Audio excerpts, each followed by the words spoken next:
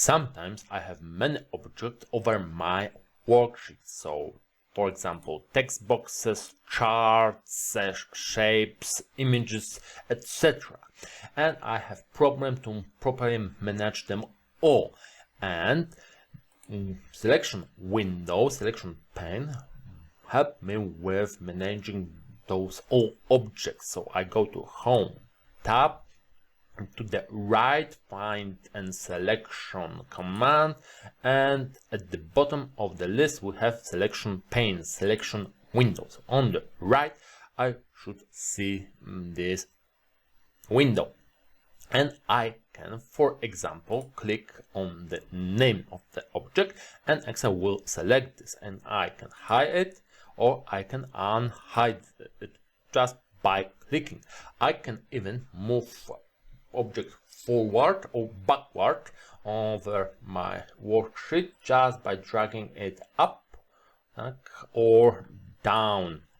And it's the same like the option from graphic format tab, send backward or bring forward option. And you can see when I'm clicking on those commands, the name of the object is moving in the selection window. And it's important that we can see even groups. For now I don't have any groups of objects, but when I select the text box and the star, I can, on the shape format, create group. And when I group objects, we can also see this group on the selection window, and I can hide all elements from the group. So I hide group and I hide all elements of this group, even though I see they are visible now. But when I hide them, I can see them all, and it's much easier to select these shapes and move them.